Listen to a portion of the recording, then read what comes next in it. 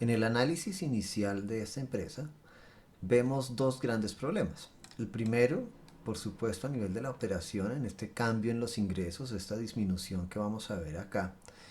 Y en segundo lugar, la disminución en la eficiencia que estamos observando en la rotación de cuentas por cobrar, que está medido en veces. La primera parte de este ejercicio consiste entonces en analizar la operación de la organización reconstruyendo las cuentas posibles del estado de resultados.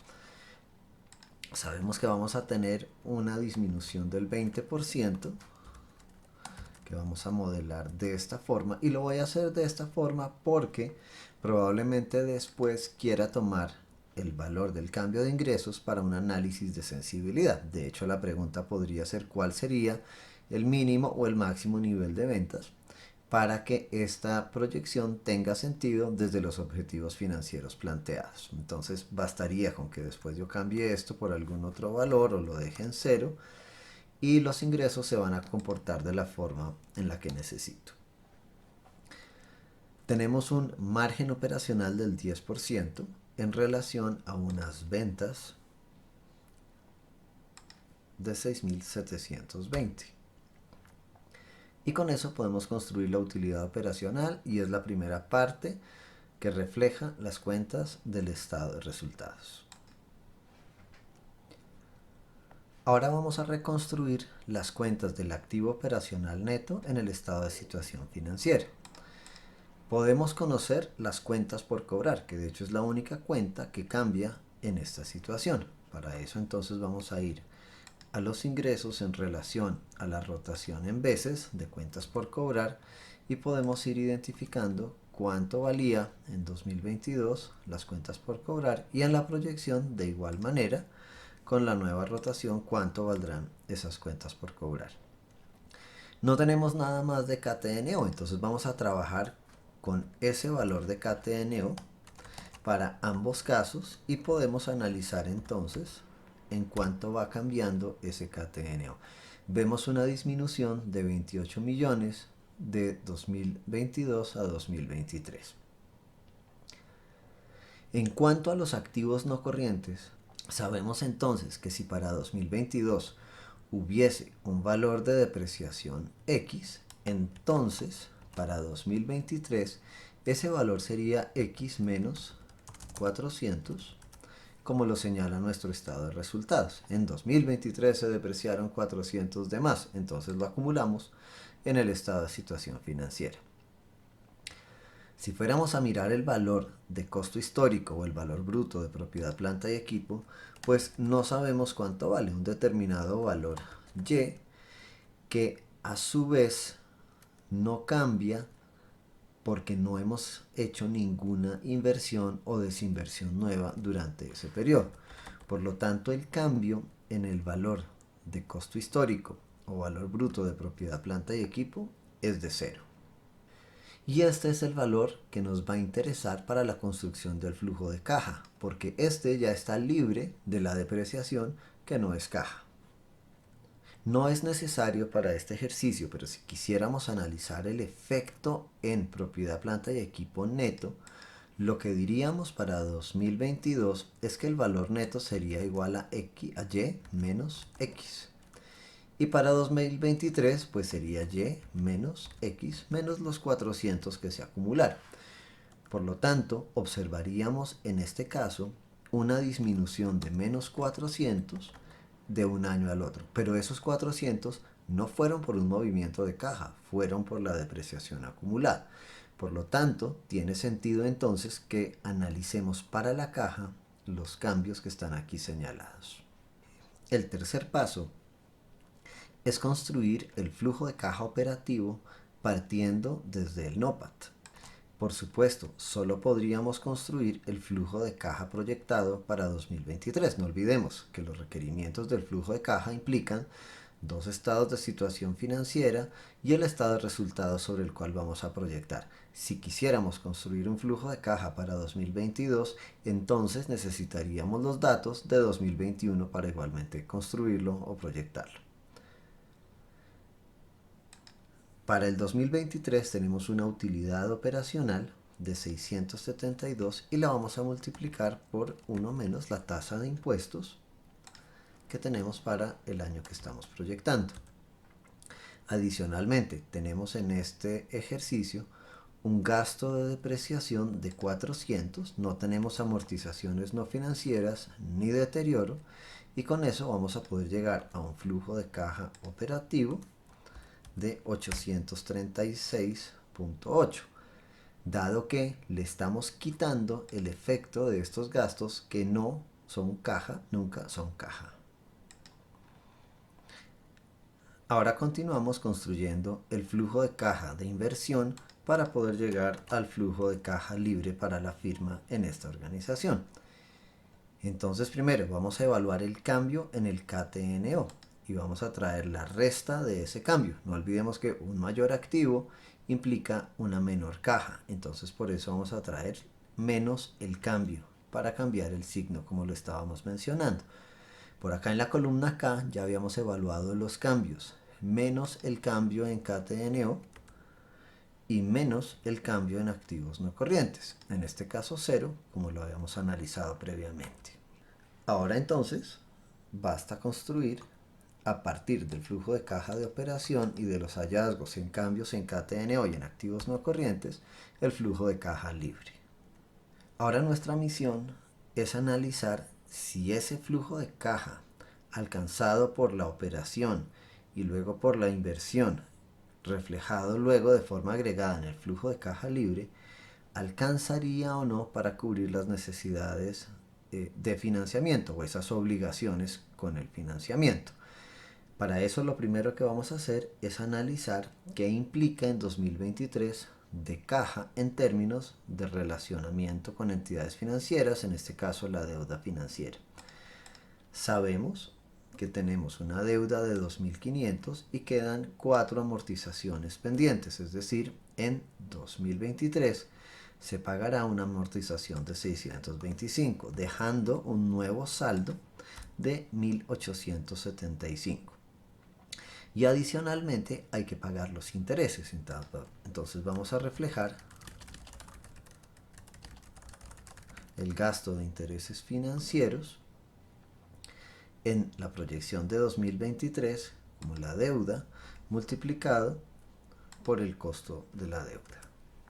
Esta deuda se paga al final del año. Por lo tanto, el análisis de los intereses financieros, como bien los planteamos en este cálculo, dependen del saldo que se tuvo durante todo el 2023 multiplicado por el costo de la deuda. Si se tomara el saldo final del 1875, estaríamos diciendo que durante todo 2023 existió ese saldo. Y no es cierto, ese saldo solo ocurrió al final del año.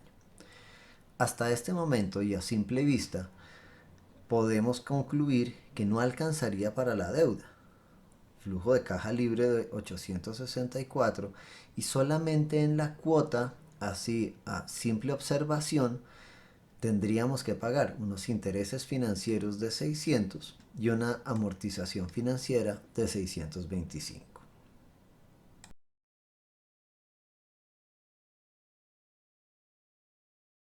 Con la información suministrada y los cálculos que hemos hecho, ya hemos proyectado la información de deuda que se reflejaría en el estado de situación financiera.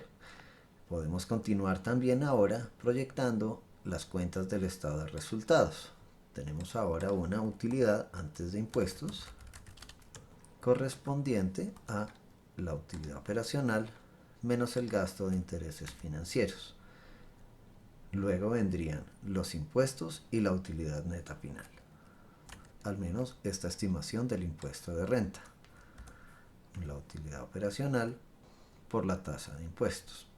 Notemos la diferencia que habría si calculara el impuesto operacional que utilizamos para el NOPAT, que lo hacemos a partir de la utilidad operacional por la tasa de impuestos. El impuesto estimado de renta serán 25 millones. Sin embargo, el impuesto por haber operado es de 235. ¿Por qué entonces el impuesto de renta será menos? Porque tengo un gasto de intereses y como todo gasto lo que hace es disminuir la base de análisis para el impuesto, que es la utilidad. Si no tuviera este gasto de intereses financieros, por supuesto, entonces coincidiría tanto el impuesto de renta como el impuesto operacional. No voy a reflejar en este modelo la utilidad neta, pero sería equivalente a tomar la utilidad antes de impuestos y restarle el impuesto de renta.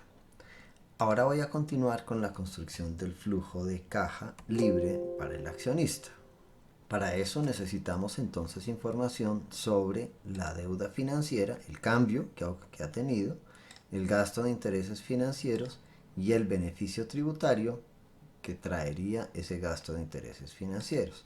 El cambio en la deuda financiera, el mismo valor de la amortización en este caso, porque solamente tenemos amortización, pero no olvidemos que este cambio lo que pretende es reflejar tanto solicitudes de nuevos créditos como amortizaciones a capital de deuda. Entonces, en este caso, el cambio serán 625.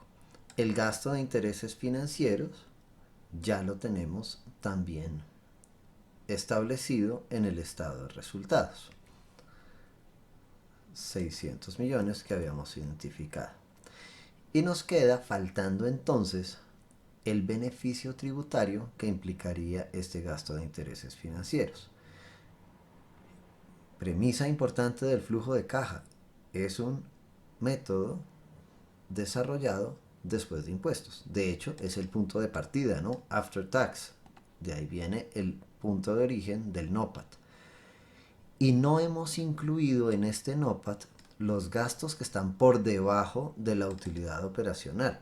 Incluimos todo lo que haya de aquí hacia arriba, pero no lo que hay de ahí hacia abajo. Entonces, como ya estamos incluyendo esos elementos que están abajo, particularmente los que tienen que ver con financiación, entonces también tenemos que incluir ese efecto del impuesto financiero por los gastos de intereses financieros. Y entonces, en ese caso será el gasto de intereses que teníamos por la tasa de impuestos determinada. Y con eso entonces tendremos ahora que el flujo de caja libre para los accionistas será el flujo de caja libre agregando lo que teníamos en cambio de deuda financiera, el gasto de intereses y el beneficio tributario. La conclusión es muy similar a la que teníamos antes de hacer el análisis detallado y demostrando el flujo de caja. Es decir, no alcanza para pagar los compromisos con la deuda financiera, incluyendo el beneficio tributario. Le harían falta 150 millones para poder cumplir con su objetivo. En este caso no hay ni aportes de capital ni dividendos para poder construir el flujo de caja neto. Sin embargo, los voy a dejar expresados para que nos quede de forma ilustrativa el planteamiento global del flujo de caja.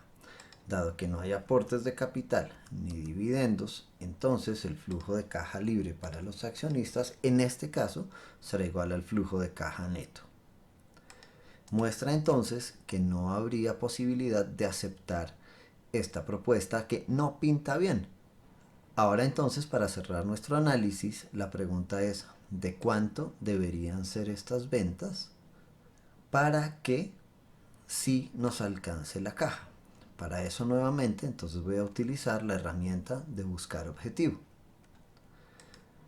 Datos, análisis y sí, buscar objetivo. Y espero que este objetivo esté en cero, es decir, que la caja esté en cero, no en negativo.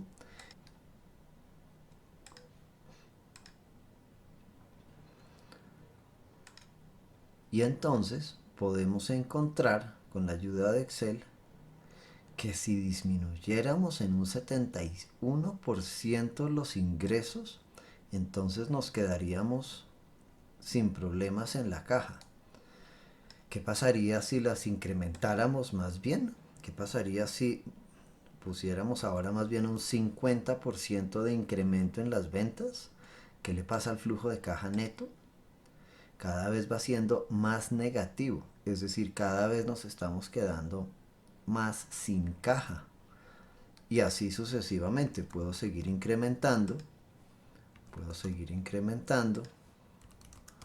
y cada vez vamos a mostrar que la solución para esta organización no es crecer en ventas, al menos no financieramente.